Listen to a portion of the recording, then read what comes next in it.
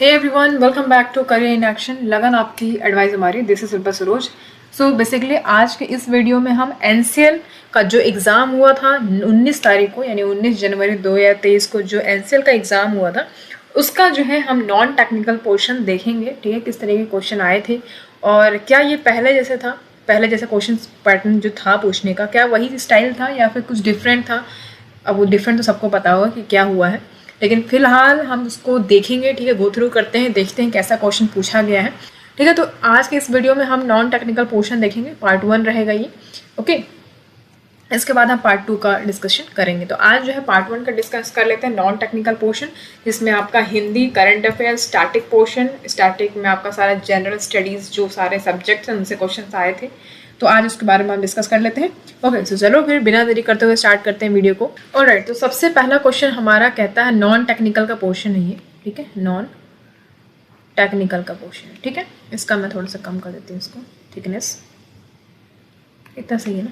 ठीक है, तो यहाँ पे देखो सबसे पहला क्वेश्चन क्या कहता है। सबसे पहला क्वेश्चन कहता है, select the alpha numerical cluster from among the given option that can replace the question mark in the following series. तो देखो ये रीजनिंग का क्वेश्चन है, इसमें क्या होता है, बेसिकली हमें ये देखना होता है कि किस तरीके का क्वेश्चन पूछा गया और क्या हमसे कहना चाह रहा है। तो यहाँ पे बोलता है AD6 EH36 IL216 दिया हुआ है, तो बताना है यहाँ पे क्या होगा। नेक्स्ट जो आपका नेक्स्ट जो क्वेश्चन मार्क जो दिया हुआ है, तो वहाँ पे आप क्या लिखोगे, वहाँ पे क्या आएगा, इस 4 ऑप्शन में से क्या बताना। तो यहाँ पे राइट आंसर पहले ही दे दिया है कि ऑप्शन 3 होगा, तो लेकिन इस ऑप्शन 3 पे आप पहुँचोगे कैसे, है ना।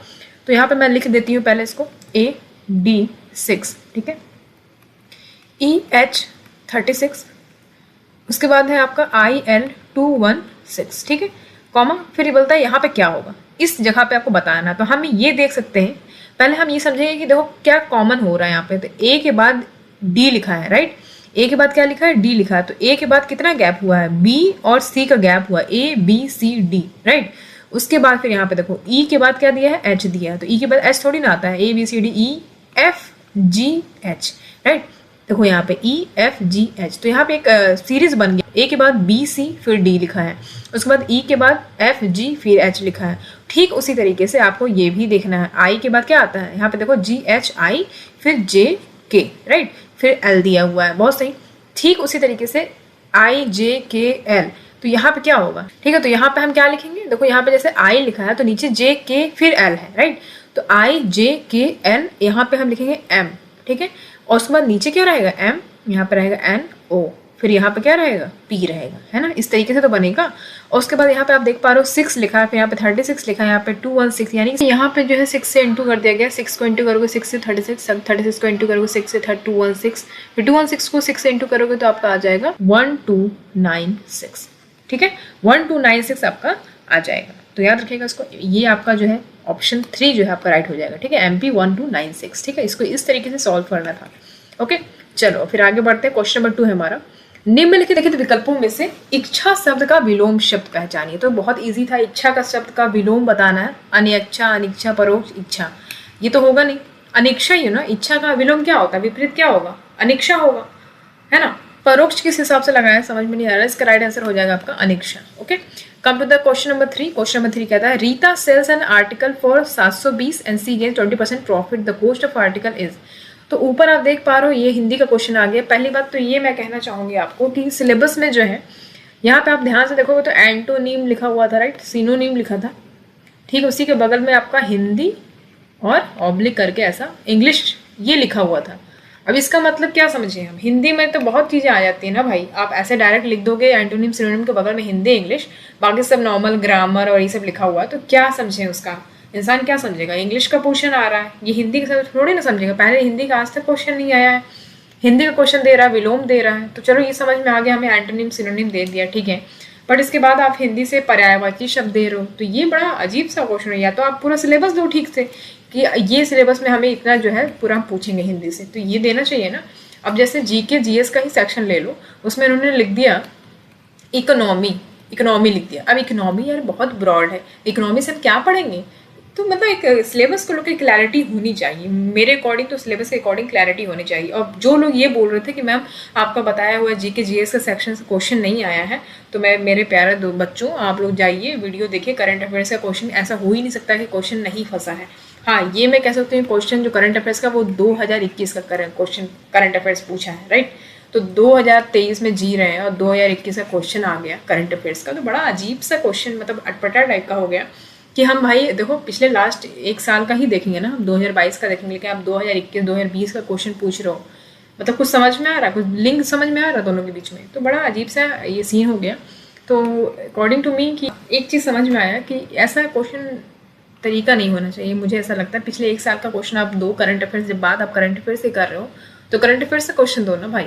इतना ओल्ड करंट अफेयर्स क्या मतलब है, क्योंकि उसमें बहुत सारे अवार्ड्स लोगों ने जीते हैं, है ना। आगे बढ़ते क्वेश्चन नंबर 3 जो है प्रॉफिट लॉस से क्वेश्चन था।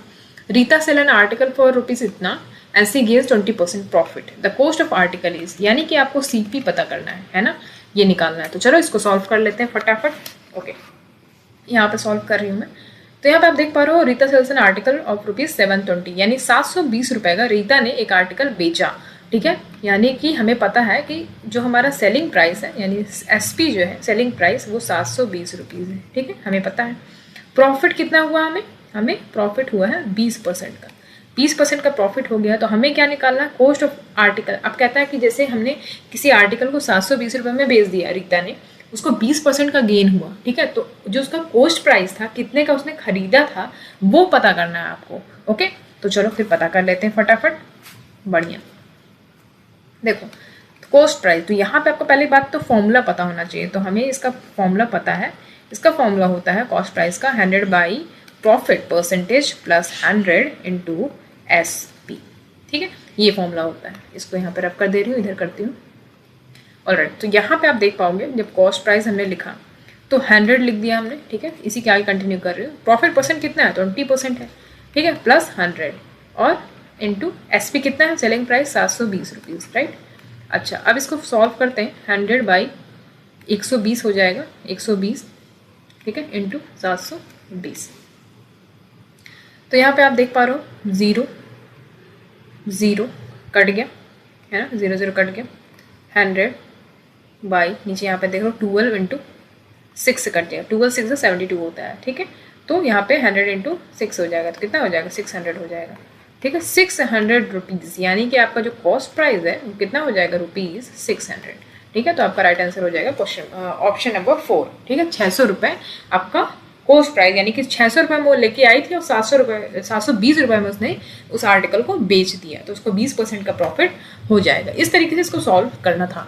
आगे बढ़ जाते हैं क्वेश्चन नंबर 4 की तरफ। क्वेश्चन नंबर 4 कहता है, क्वेश्चन नंबर 4 जो है ये क्वेश्चन जो है आपका, ये क्वेश्चन जो है ये आपका मॉडर्न हिस्ट्री का क्वेश्चन है। क्वेश्चन ये जो है आपका मॉडर्न हिस्ट्री का क्वेश्चन है, ठीक है। तो यहाँ पे आप देख पा रहे हो trading monopoly of East India Company was abolished in. अब कहता है जो ट्रेडिंग मोनोपोली था, जो एकाधिकार था मतलब व्यापार करने का ईस्ट इंडिया कंपनी का, वो खत्म हो गया था, है ना, उसको खत्म कर दिया गया था। कब खत्म कर दिया गया था, ये अगर आपने मॉडर्न हिस्ट्री पढ़ी होगी तब भी आप ये कर लोगे, क्योंकि ये स्टार्टिंग का ही क्वेश्चन है। अगर आपने इसको अच्छे से पढ़ी होगी तब आप कर पाओगे इसको। तो यहाँ पे मैं आपको बताना चाहूँगी कि by the act of 1813 act ला के जो कंपनी का मोनोपोली था ट्रेड का, उसका अबॉलिश कर दिया गया, ठीक है। ये चार्टर एक्ट था 1813 का, ठीक है। इसने जो है मोनोपोली खत्म कर दिया ईस्ट इंडिया कंपनी का। भारत में कंपनी का जो ट्रेड मोनोपोली था चाइना के साथ, इंडिया में तो खत्म कर दिया, लेकिन चाइना के साथ जो मोनोपोली था इसका ट्रेड का, और चाय का जो ट्रेड था वो चालू रहा, ठीक है, उस पर कोई ज़्यादा प्रभाव नहीं पड़ा। लेकिन यहाँ पे भारत में इसको एबॉलिश कर दिया गया था, तो 1813 में किया गया था, ठीक है। द एक्ट ऑफ 1813 के द्वारा इसको मोनोपोली को क्या कर दिया गया था, खत्म कर दिया गया था। ओके चलो आ जाते हैं, अब बढ़ जाते हैं क्वेश्चन नंबर 5 की तरफ। क्वेश्चन नंबर 5 है हमारा, part of a sentence are given below in jumbled order, identify the option that arranges the part of the correct order to form a meaningful sentences. अभी इंग्लिश के grammar को question दे दिया, jumbled word को जो है एक meaningful sentence में कन्वर्ट करिए, है ना। तो यहाँ पे देखो, all the evidence of fall drifting into a winter where cleaner each day, the extra nip in the breeze, the pattern of the shed leaf dropping, the increasing reluctance of the sun to rise, है ना। तो यहाँ पे आप कहना चाह रहा है, यहाँ पे देख पा रहे हो चारों ऑप्शन जो है इधर उधर करके दे दिया है, इसको जो है करेक्ट टर्म में आपको लगाना है। तो हम कैसे समझेंगे इसको? तो यहाँ पे आप देख पा रहे हो all the evidence of fall drifting into winter were clear each day. All the evidence मतलब पहले ये बोल रहा है कि जितने भी एविडेंस यहाँ पे आप देख पा रहे हो, यानी कि ये पहले जो extra nip in the bridge, the pattern of shed leaves dropping, तो ये सब क्या है? ये सब एविडेंस है। तो जाहिर सी बात है ये पहला जो 1 नंबर है वो पहले तो हो नहीं सकता है ना। पहले क्या होगा? The increasing reluctance of the sun to rise, उसके बाद कॉमा लगा, यानी कि इसके बाद जो सारा ये आपका एविडेंस है वो आएगा, यानी the increasing reluctance of the sun to rise. ठीक है, उसके बाद ये पहला ऑप्शन हो जाएगा, पहला नंबर पे ये हो जाएगा the increasing reluctance of the sun to rise. उसके बाद the extra nip in the bridge, the pattern of shed leaves dropping. उसके बाद all the evidence of fall drifting to the winter were clear each day. ठीक है, तो आपका जो है 1 नंबर 1 ऑप्शन सही हो जाएगा, यानी 4 2 3 1 4 2 3 1। ठीक है, ये जो सीरीज है ये सही हो जाएगा, एक मीनिंगफुल सेंटेंस बनाता है। आगे बढ़ जाते हैं क्वेश्चन नंबर 6 की तरफ। क्वेश्चन नंबर 6 जो है काफ़ी अटपटा सा लगा, मुझे समझ में नहीं आया, ये मेरे सर के ऊपर से जा रहा है। फिलहाल मैंने इसको समझने की कोशिश करा बट समझ में तब भी नहीं आया, तो इसको जो है छोड़ते हैं। ठीक है, ऑप्शन बता रहा है कि डी जो है ई और अल्फा 6 होगा। मुझे ये समझ में नहीं, डाउटफुल क्वेश्चन है, मुझे समझ में नहीं आया, इसको स्किप करते हैं, इसको आगे बढ़ते हैं। क्वेश्चन नंबर 7 पे, in September 2021 Bhupendra Patel was elected as the chief minister of Gujarat who was his immediate predecessor. Okay, तो इनके प्रेडिसेसर कौन रहे हैं? भूपेंद्र भाई पटेल के। यहाँ पे देख पा रहे हो सितंबर 2021 में ये न्यू चीफ मिनिस्टर बने गुजरात के, भूपेंद्र पटेल। ओके, सबको पता था। तो ये देखो, ये करंट अफेयर्स का क्वेश्चन है, ये बहुत अच्छा क्वेश्चन था, इसमें थोड़ा सा दिमाग लगाना था आपको। ठीक है, मैं हर बार जब बताती हूँ गुजरात का कुछ क्वेश्चन आया तो मैं बताती हूँ गुजरात का सीएम कौन है, गवर्नर कौन है, तो वो भी अगर आपने देखा होगा तो आपको ये तब भी पता होगा।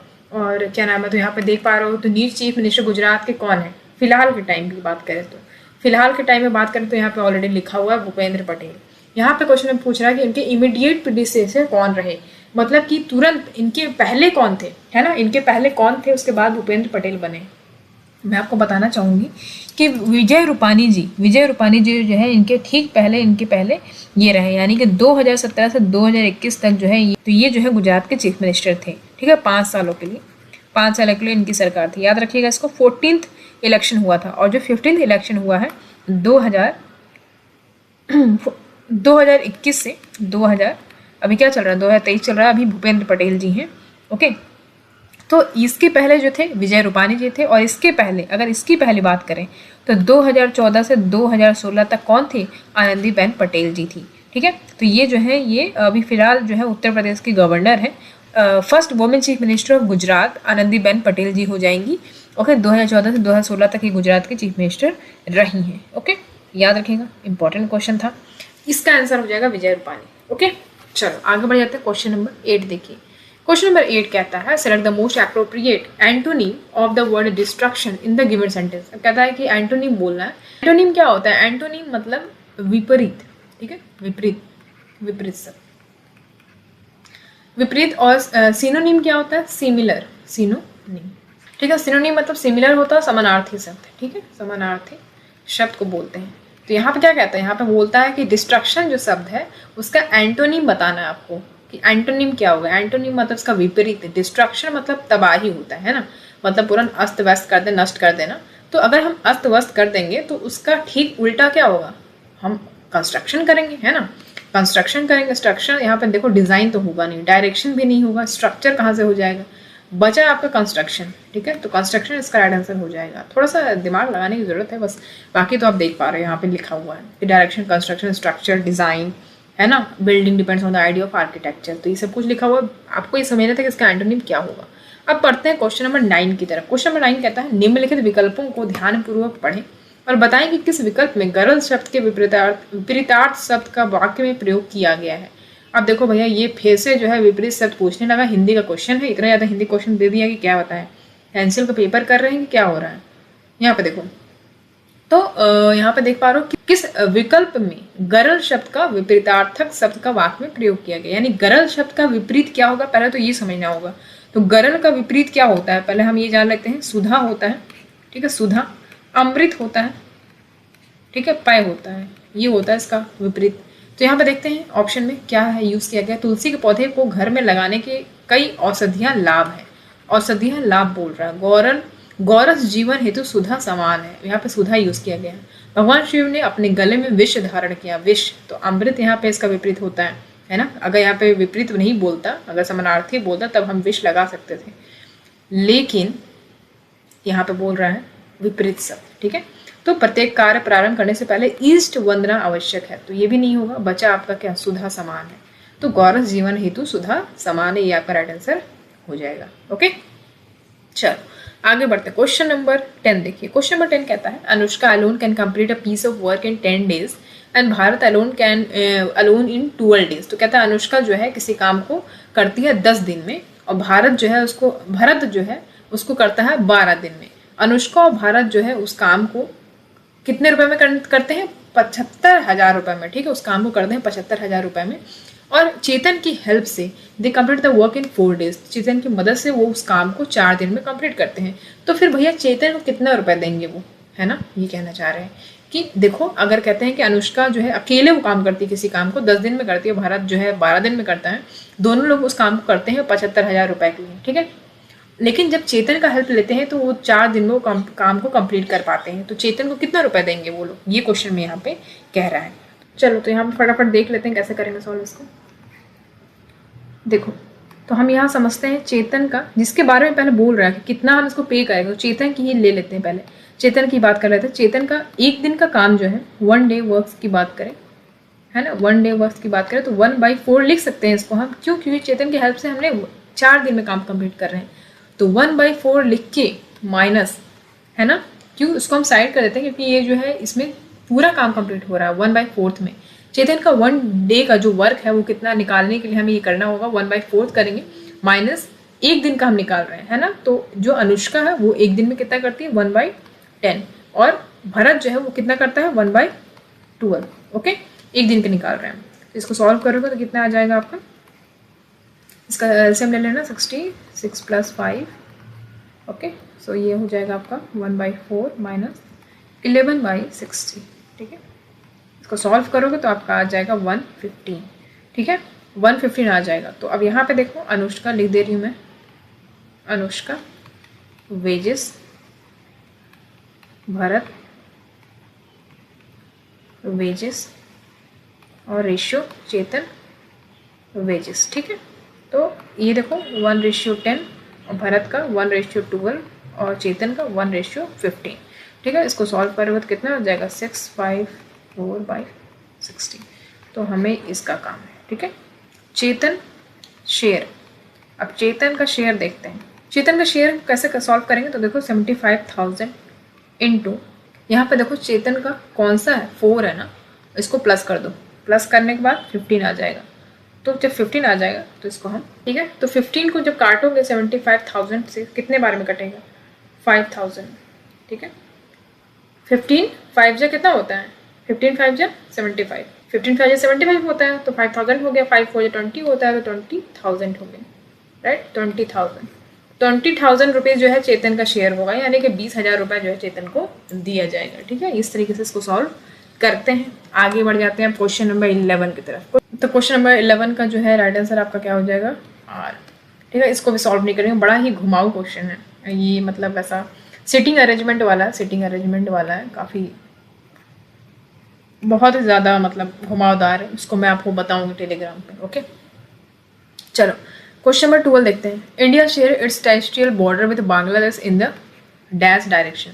तो भैया ये तो सबको पता होगा ना, ये देखो ईस्ट वेस्ट नॉर्थ साउथ, ऐसे भी बना लोगे भारत का मैप, लाइक ऐसे भारत का मैप बना लेते हैं, ठीक है। तो बांग्लादेश कहाँ पे है, बांग्लादेश यहीं पे तो है, बांग्लादेश कहाँ, यहीं है ना। तो ये कौन सा डायरेक्शन में, ईस्ट डायरेक्शन में, तो मैप से डायरेक्ट आप बना लोगे। तो इंडिया जो अपना टेरिटोरियल बॉर्डर शेयर करती है बांग्लादेश के साथ, है ना, किस डायरेक्शन में शेयर करती है ये बता रहा है।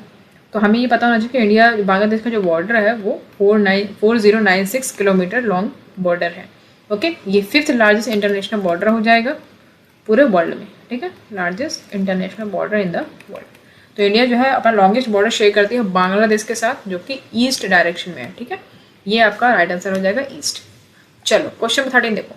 इन the context of Indian music the term raga was defined by which of the flowing personality in his book Brihaddesi, ठीक है। तो देखो भैया इंडियन म्यूजिक का ये कॉन्टेक्स्ट में ये जो टर्म है रागा, इसको डिफाइन किया गया है एक बुक में, ठीक है। किस पर्सनैलिटी के बुक में इसको डिफाइन किया गया है? बृहदेसी। तो मतंगा मुनि की बुक है बृहदेसी।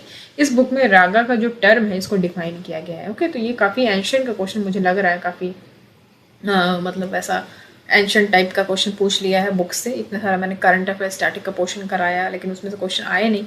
मैंने काफ़ी मतलब आप बिलीव नहीं करोगे, मैंने काफ़ी मेहनत करी थी इसको क्वेश्चंस के लिए, बुक्स एंड ऑथर्स वाला, आप खुद देख सकते हो। तो वो काफ़ी अच्छे क्वेश्चंस लाए थे मैंने, बट उसमें से क्वेश्चन आया नहीं। ये क्वेश्चन आ गया पता नहीं कहाँ से। खैर, अब आगे बढ़ते हैं। क्वेश्चन नंबर 14 देखो, who among the following is the president of International Court of Justice Hague as September 2021। तो भैया देखो, ये वाला क्वेश्चन मैंने बताया था आपको। पहले बात तो ये इंटरनेशनल कोर्ट ऑफ जस्टिस मैंने जब भी बताया है तो मैंने ये बताया है कि यहाँ के प्रेसिडेंट कौन है। जज जॉन ई डोनोगी, ये मैंने आपको बताया था जब भी ICJ की बात हुई, मैंने आपको प्रेसिडेंट बताया है। तो ये जो प्रेसिडेंट, ये वाला क्वेश्चन आ गया आपका, जज जॉन ई डोनो। ओके, सो ये राइट आंसर हो जाएगा। आगे बढ़ते हैं। क्वेश्चन 15 है, विच group of organism is composed of FBI, that is fungi, bacteria, invertebrates, worms and insects, and is responsible for the fragmentation of plants and animal debris। अब कहता है कौन से ग्रुप ऑफ ऑर्गेनिज्म जो है उनमें क्या क्या होता है? फंगी, बैक्टीरिया, वोमेंस, इंसेक्ट, ये सब होते हैं, वॉर्म्स, इंसेक्ट सब होते हैं। और वो किस लिए रिस्पॉन्सिबल होते हैं? जो प्लांट्स एंड एनिमल का डेब्रिस होता है उसके फ्रेगमेंटेशन के लिए वो रिस्पॉन्सिबल होते हैं। तो उनको हम क्या कहते हैं? कार्निवोर्स बोलते हैं? बिल्कुल नहीं। हार्बीवोर्स नहीं, ओमनीवोरस नहीं। कार्निवोरस जो मांसाहारी होते हैं, हार्बीवोरस जो घास फूस खाते हैं ना। और ओमनीवोरस कौन होता है? सर्वभक्षी, ठीक है। और डेट्रीवोर्स कौन होते हैं? डेट्रीवोर्स इंपॉर्टेंट पॉइंट है यार। देखो, डेट्रीवोर्स की जब हम बात करते हैं तो एक ऐसा ऑर्गेनिज्म, मतलब जैसे अर्थवर्म हो गया या फंगस हो गया, वो किसको खाते हैं? डेट्रीवोर्स मतलब वो किसको खाते हैं? That feed on dead and decomposing organic matter, मतलब वो मैटर, ऑर्गेनिक मैटर जो गला सड़ा मतलब मर गया है, डेड डिकम्पोज हो गया है, उसको खाते हैं ये ऑर्गेनिज्म। अर्थवर्म, फंगस है ना, वो सब खाते हैं, उनको हम डेट्रीवोर्स बोलते हैं। ओके, डिकम्पोजर अलग है, डेट्रीवोर्स अलग है। डिकम्पोजर्स वो होते हैं जो इनको तोड़ते हैं, ब्रेक डाउन करते हैं, है ना, डेड और ऑर्गेनिक मटेरियल्स को पूरा तोड़ देते हैं, डिकम्पोज कर देते हैं। उसके बाद फिर डेट्रीवोर्स जो है अपना काम करते हैं। ओके, खाते हैं जो डेड ऑर्गेनिज्म वेस्ट होते हैं वो सबको खाते हैं। ठीक है, ये कौन होते हैं इसमें? अर्थवर्म, मिलीपेड्स, टर्माइट्स, ये सब होते हैं। ओके, चलो क्वेश्चन नंबर 16 देखो, अब A can do a work in 10 days। फिर से देखो ये डेज टाइम वाला क्वेश्चन आ गया है ना। A day can do a work in 10 days, B can do the same work in 20 days, they work together for 5 days and then A goes away, in how many more days will B finish the work। यहाँ पे कहता है कि A जो है किसी काम को 10 दिन में करता है, B जो है वही सेम काम 20 दिन में करता है, और दोनों जब साथ में काम करते हैं तो 5 दिन में करते हैं, लेकिन A जो है चला जाता है। ठीक है, वो दोनों वो दोनों लोग मिलके जो है काम करते हैं 5 दिन में, लेकिन A जो है चला जाता है, तो कितने दिन में जो है B पूरा काम फिनिश करेगा? ठीक है, मतलब आधे काम में ही A चला जाता है, 5 दिन बाद काम करके A चला जाता है, तो कितने दिन बाद, कितने दिन और काम करेगा B, तब पूरा वर्क जो है वो फिनिश होगा। 8.5, 6.5, 5 डेज या फिर 10 डेज, कितने दिन काम करना होगा? तो चलो इसको सॉल्व कर लेते हैं फटाफट। यहाँ पे देखो, time taken by A to complete a work, A के द्वारा कितने दिन में कंप्लीट किया जा रहा है? तो 1/10। ठीक है, B के द्वारा किसी काम को कंप्लीट किया जा रहा है कितना? 1/20। ठीक है, एक दिन का निकाल रहे हैं फॉर 1 डेज। अब इसका हम कंबाइंड एफिशिएंसी निकाल लेते हैं तो कितना हो जाएगा? 1/10 प्लस 1/20, दैट इज 3/20। ठीक है, since they work together for 5 days and A left away. ठीक है, अब जैसे कि हमें पता है कि जो दोनों साथ में काम करते हैं तो 5 days के लिए काम करते हैं, लाइक A प्लस B साथ में काम करते हैं 5 days के लिए, लेकिन A जो है वो चला जाता है लेफ्ट अवे, है ना, यही तो होता है। तो amount of work in 5 days, अब हम 5 days का निकाल लेते हैं कि 5 दिन में जो काम हुआ है वो कितना होगा। तो 5 × 3/20। ठीक है, ये दोनों लोग मिलकर किए हैं ना, तो 5 × 3/20, ये कितना हो जाएगा? 5/20। ठीक है, लाइक 3, 4, तो 3/4 आ गया। 5 दिन का काम निकल के आ गया, और बाकी जो काम बचा है रिमेनिंग वर्क उसको हम माइनस कर सकते हैं 1/3/4 से, तो कितना आ जाएगा? 1/4। ठीक है, 1/4 आ जाएगा। अब यहाँ पे देखो, अब हम एफिशिएंसी निकालेंगे इसका, B का एफिशिएंसी ऑफ B, तो कितना है एफिशिएंसी B का? कितना है? 1/20 है ना, 1/20।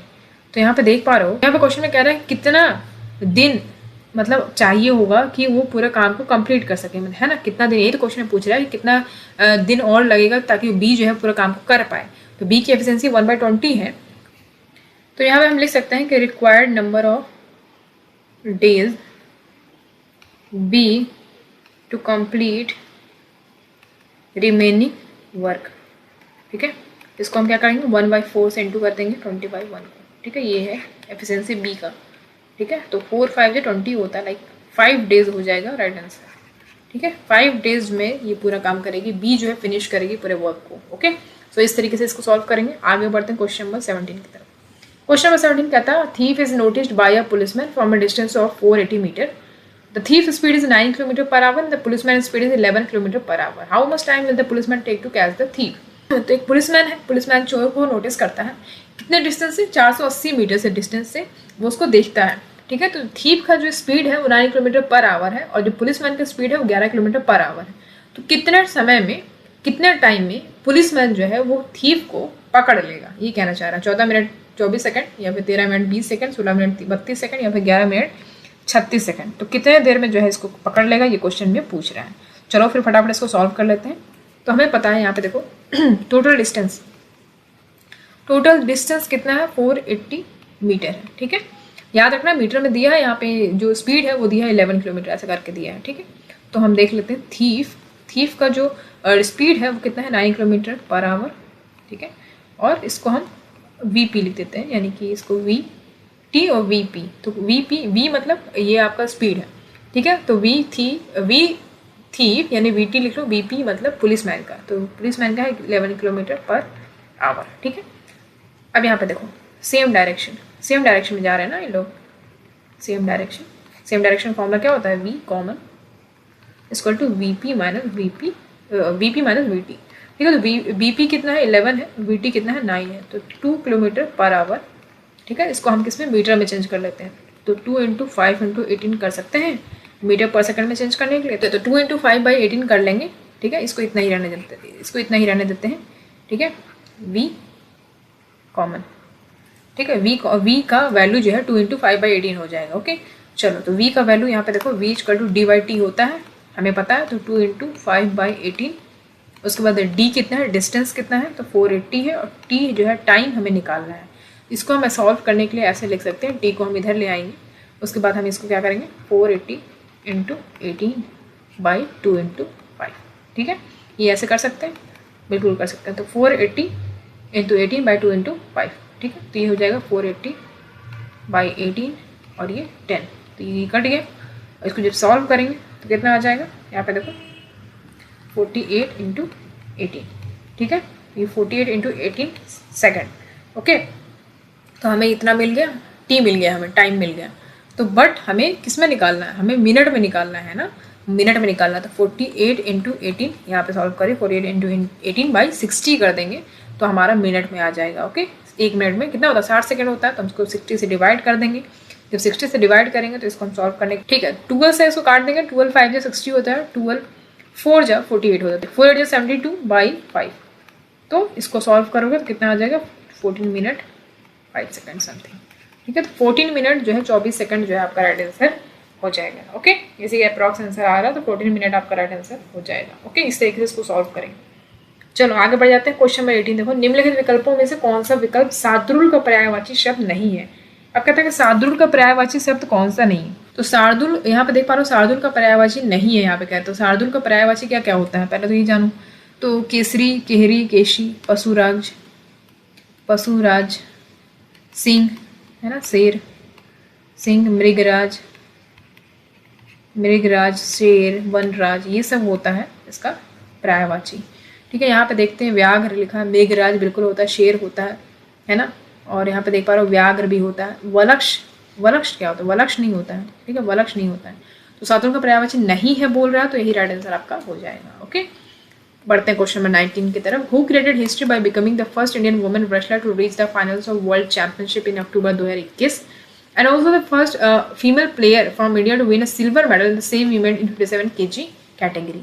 तो यहाँ पे क्वेश्चन में कह रहा है कि कौन जो है हिस्ट्री मतलब इतिहास रच दिया है, वो पहली वुमेन रेसलर बन गई है फाइनल्स में पहुंचने वाली वर्ल्ड चैंपियनशिप जो कि अक्टूबर 2021 में हुआ था। और पहली फीमेल प्लेयर भारत की हो जाएंगी जिन्होंने सिल्वर मेडल जीता था उसी इवेंट में 57 kg कैटेगरी में।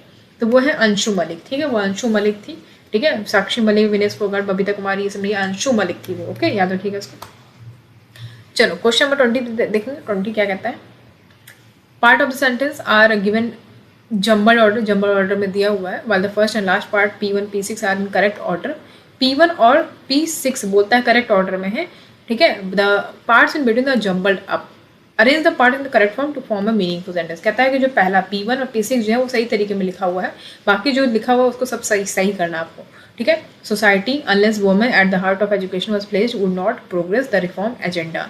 तो सोसाइटी है ना, सोसाइटी के बाद क्या होगा, तो यहाँ पे देखो, यहाँ पे एक मीनिंगफुल सेंटेंस बनाना है आपको। तो society would not, helping verb use करोगे ना, तो society will not progress, society will not progress.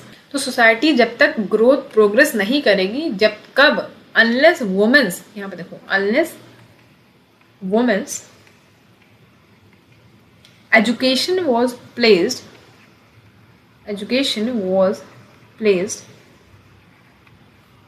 Eight the heart of the reform agenda, ठीक है।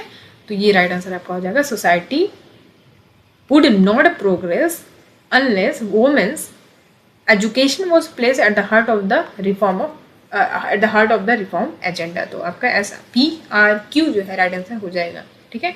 यहाँ पे सोसाइटी को कंसिडर नहीं किया गया, ना ही रिफॉर्म एजेंडा को किया गया, बाकी जो आपका अंदर में लिखा हुआ इसको चेंज किया गया, इसको जो है करेक्ट ऑर्डर में रखा गया है, ठीक है। तो सोसाइटी, उसके बाद फिर क्या हो जाएगा आपका, सोसाइटी के बाद यहाँ पे देखो 1 नंबर पे, society would not progress unless education was placed at the heart of the reform agenda। ये राइट आंसर आपका हो जाएगा। आगे बढ़ते हैं, क्वेश्चन नंबर 21 देखो, select the alpha numerical cluster. फिर से वही रीजनिंग का क्वेश्चन आ गया है कि इसको फिर आप क्वेश्चन मार्क की जगह पे क्या होगा। तो मैं यहाँ पे लिख रही हूँ AB3 GH15 MN 27, यहाँ पे क्या होगा, है ना, ये बताना है।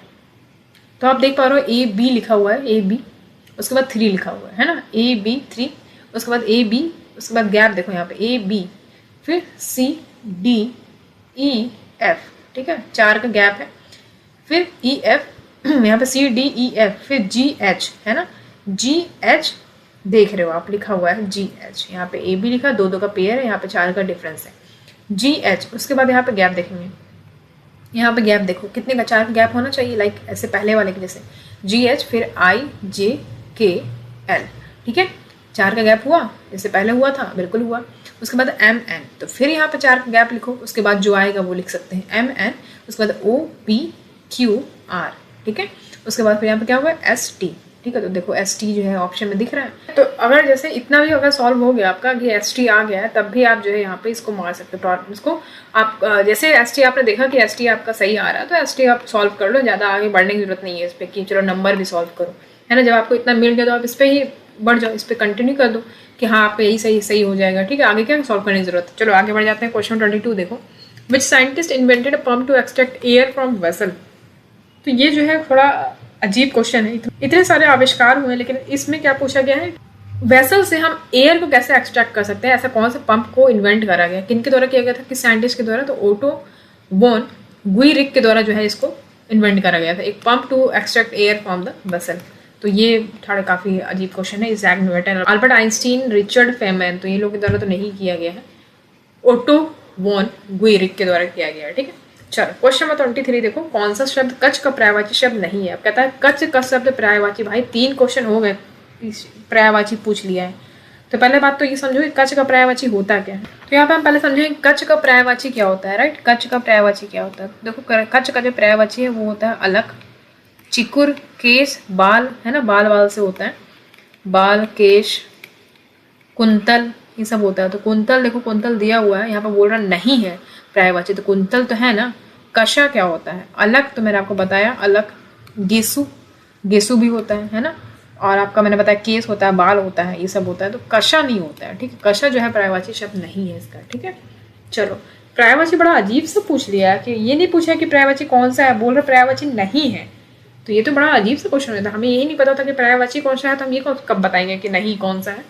बड़ा अजीब सा क्वेश्चन पूछा था, बहुत ही वाहियात क्वेश्चन।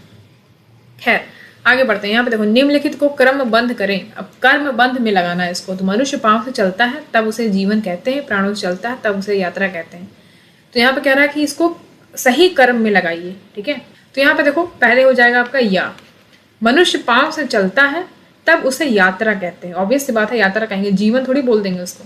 तो इसके बाद क्या हो जाएगा, या वाह हो जाएगा। मनुष्य पाँव से चलता है तब उसे यात्रा कहते हैं, ये तो हो गया। प्राण से चलता है तब उसे जीवन कहते हैं, ठीक है। तो यानी कि ला और रा, या वा रा ला, ये तो ऑलरेडी लिखा हुआ है, पहले से ही मिलनसार हो गया है, ठीक है। तो ये राइट आंसर आपका हो जाएगा। आगे बढ़ते हैं, question 25।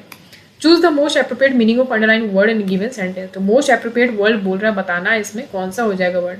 The police have said that there should not be any New Year rivalry on roads, beaches and in beach resorts.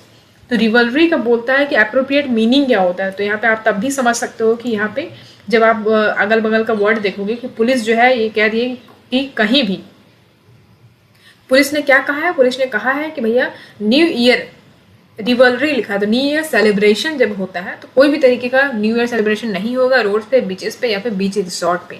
तब भी आप इसको कर लेते थे, ठीक है। कॉन्फ्लिक्ट, रिवलरी, कॉन्फ्लिक्ट थोड़ी ना बोलेगा, कोई भी कॉन्फ्लिक्ट नहीं होगा, सेलिब्रेशन नहीं होगा, ये इसका मतलब होता है। तो न्यू ईयर सेलिब्रेशन नहीं होगा रोड्स, बीचेस, बीच रिसोर्ट्स पे, पुलिस ने ऐसा कहा है। इस सेंटेंस का मतलब ये निकल रहा है, तो आपका राइट आंसर हो जाएगा celebration. Question 26। To commemorate the death anniversary of freedom fighter, Tamil Nadu government has declared 11 September as Mahakavi Day. Who is that freedom fighter? Question में कहना है कि किनका डेथ एनिवर्सरी जो कि फ्रीडम फाइटर रहे हैं उनको कमेमोरेट करने के लिए तमिलनाडु गवर्नमेंट ने 11 सितंबर को महाकवि डे ऑब्जर्व करा, डिक्लेयर करा। तो कौन से फ्रीडम फाइटर थे, तो उनका नाम था सुब्रमण्य भारती, ठीक है, सुब्रमण्य भारती। तो इसको याद रखिएगा, इंपॉर्टेंट है। 11 सितंबर को इसको मैंने कंप्लीट कराया था आपके करंट अफेयर्स के वीडियो में, आपको ध्यान नहीं होगा लेकिन हाँ ये कवर किया गया था, ठीक है। तो तमिलनाडु गवर्नमेंट ये जो है फ्रीडम फाइटर रहे, इन्हीं का डेथ एनिवर्सरी ऑब्जर्व किया गया था, ओके, सुब्रमण्य भारती। चलो क्वेश्चन 27। चलो अब बढ़ते हैं, यहाँ पे देखो, Aman purchase raw material for certain price to manufacture a product. अरे बहुत बड़ा लंबा क्वेश्चन है, इसको जो है टेलीग्राम पे डिस्कस करते हैं, ठीक है, टेलीग्राम पे डिस्कस करते हैं, काफ़ी अजीब क्वेश्चन है, काफ़ी बड़ा क्वेश्चन। चलो आगे बढ़ते हैं, क्वेश्चन 28 देखो। क्वेश्चन 28 कहता है select the term that will come to the next series. वही फिर से क्वेश्चन है, सीरीज वाइज क्वेश्चन है। यहाँ पे देखो लिख रही हूँ 13Q64, 11G 32, 9T16, 7D8, 5W4, 3A2, ठीक है। तो यहाँ पे देख पा रहे हो 13Q64 लिखा है ना, 11G, यहाँ पे अल्फ़ाबेट देखो, Q है, G है, T है, D है, W है, A है। तो ये कॉमन है सबके बीच में, है ना। यहाँ पे देख पाओ 13 है, 11 है, 9 है, 7 है, कम हो रहा है। तो 13 के बाद नीचे आएंगे तो कितने प्यारा, 13, 12 गैप है, 13 के बाद 12 का गैप है, उसके बाद 11 के बाद 10 का गैप है, 9 के बाद 1 का गैप है, यानी 8 का गैप है, उसके बाद 8 के बाद 6 का गैप है, 5 के बाद 4 का गैप है, उसके बाद 5, 4, 3, उसके बाद यहाँ पे 2 होगा और यहाँ पे होगा 1, ठीक है। एक हमें 1 मिल गया, 1 तो सब में दिया हुआ, तो इसकी इतने से काम नहीं चलेगा और आगे बढ़ना पड़ेगा।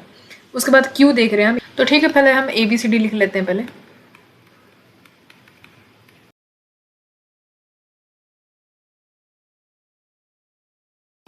तो यहाँ पे देख पा रहा क्यू लिखा है ना, क्यू के बाद G है, तो हमारा क्यू कहाँ पे है भाई, क्यू यहाँ पे है और G यहाँ पे है। उसके बाद क्यू के बाद G है, फिर T है, T कहाँ पे है, T यहाँ पे है। उसके बाद क्या है, फिर D है, D यहाँ पे है। उसके बाद ऑलराइट यहाँ पे देखो D कहाँ पे है, D है, D के बाद W, W किधर है, W यहाँ पे है, W के बाद A है, A, ठीक है। तो आप समझ रहे हो एक पेयर बन रहा है, समझ रहे हो इस तरीके से। यहाँ पे क्या होता है कि 1 से लेके 13 तक आपको लिखना पड़ता है। रीजनिंग का सॉल्व करने का तरीका यही है कि अल्फ़ाबेट को जो है A से लेके आप पहले M तक लिखो, फिर M के बाद N से लेकर Z तक लिखो, तो ये सामने सामने पेयर हो जाते हैं। जब पेयर हो जाते हैं तो आप यहाँ पे देख पा रहे हो कि ये पेयर बन रहा है, यहाँ ऊपर नीचे देख पा रहे हो, है ना। तो ये जो पेयर है इसको बाद कैसे सॉल्व करोगे इसको, तो यहाँ पे पहले बोला कि पहले आप क्यू लिखिए, तो हमने क्यू लिखा, क्यू के बाद बोलता है G आएगा, तो क्यू के बाद G, इसके डायगोनल में G, उसके बाद बोलता है T, तो T, उसके बाद बोलता है D, तो लाइक ऐसे ऐसे चल रहा है, लाइक ऐसे ऐसे चल रहा है, समझ रहे हो, इस टाइप से बन रहा है ट्रायंगल। तो यहाँ पे देख पा रहे हो, यहाँ पे फिर उसके बाद बोलता है कि जब आपका D का हो गया फिर W बोलता है, W के बाद बोलता है A, तो हम देख पा रहे हैं W के बाद ये A हो जाएगा, है ना। तो फिर A के बाद क्या हो जाएगा, तो यहाँ पे देख पा रहे हो कि W के बाद बोल रहा है A, ठीक है। तो उसके बाद क्या होगा, तो यहाँ पे देख पा रहे हो, यहाँ पे 2 के बाद जो है इसको लिया गया था, 2 के बाद छोड़ के हम Z ले सकते हैं, है ना। तो जब Z लेंगे उसके बाद फिर हम ये करेंगे, लाइक ये हो सकता है, फिर इसको करेंगे, ये पेयर बन जाएगा, तो हम Z ले सकते हैं। तो I के बाद आपका Z आएगा, ठीक है। फिर यहाँ पे देखो 64, 32, 16, 8 4 2 यहाँ पे लिखा हुआ है। यहाँ पे देख पा रहे हो, जिससे आपको इंटू करना है, यानी कि 1 इंटू 1 करोगे तो 1 ही होगा, उसके बाद 1 इंटू 2 करोगे तो 2 ही होगा, फिर 2 इंटू 2 करोगे तो 4 होगा, 4 इंटू 2 करोगे तो 8 होगा, 8 इंटू 2 करोगे तो 16 होगा, 16 इंटू 2 यानी 32, फिर 30 इंटू 2 64। लाइक इस तरीके से करना है, तो 1Z1 जो है आपका राइट आंसर हो जाएगा। ओके, आगे बढ़ते question 29। The temple sculpture perfection is amazing and it includes the door of the temple and the 3 dash carved towers। तो यहाँ पे कहता है ग्रिसली, ब्रिस्टली, किंगली। तो ब्रिस्टली तो होगा नहीं, क्योंकि ब्रिस्टली मतलब क्षण भंगुर होता है, तो ब्रिस्टली तो हो ही नहीं सकता, है ना। तो इसको पहले एलिमिनेट कर देना होगा।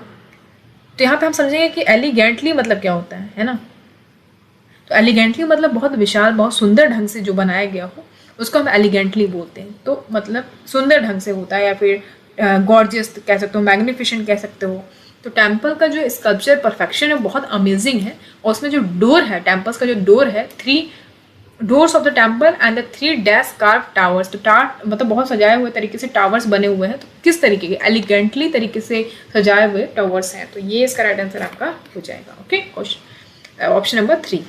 लास्ट क्वेश्चन है हमारा, the International Paralympic committee bestowed upon dash the honour of best female debut in 2021 Paralympic awards. तो ये जो है करंट अफेयर्स क्वेश्चन है, ये मैंने आपको बताया था। ये current affairs question, para Olympic जो भी अवार्ड्स हुए थे उसमें आपको मैंने बताया था। तो ये अवनी लिखारा हो जाएंगी। इसके बारे में इनके बारे में भी मैंने काफ़ी डिटेल में बताया था आपको।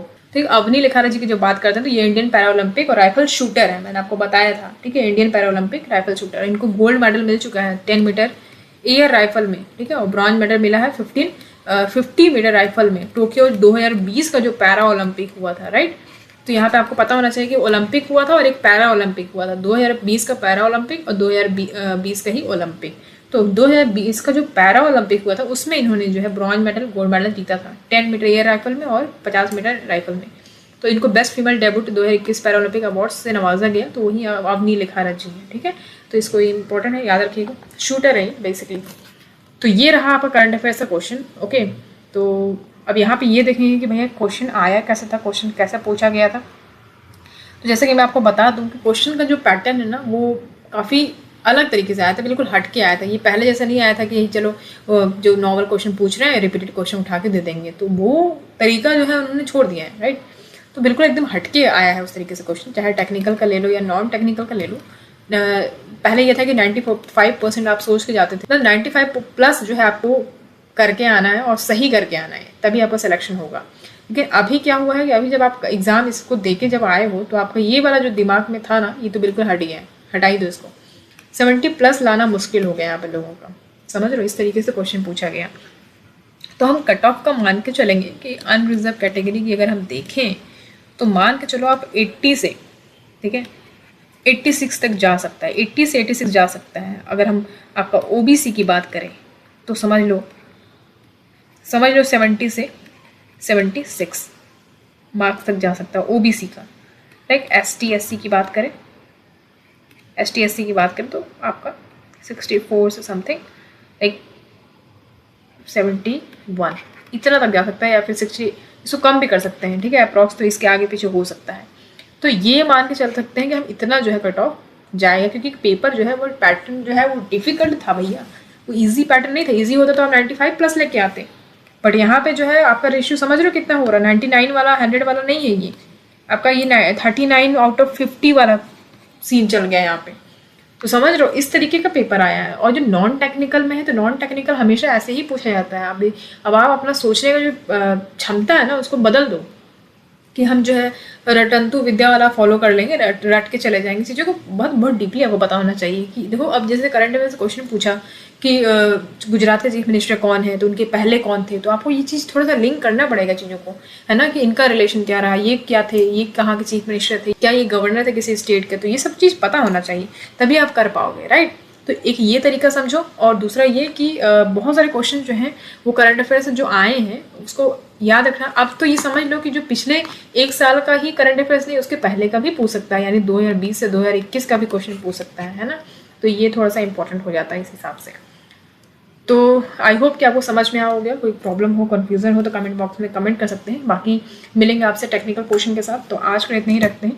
सो चलो फिर आज के लिए इतना ही, मिलते हैं आप अगले वीडियो में। तब तक के लिए अपना ध्यान रखें। Thank you so much for watching, see you in the next class.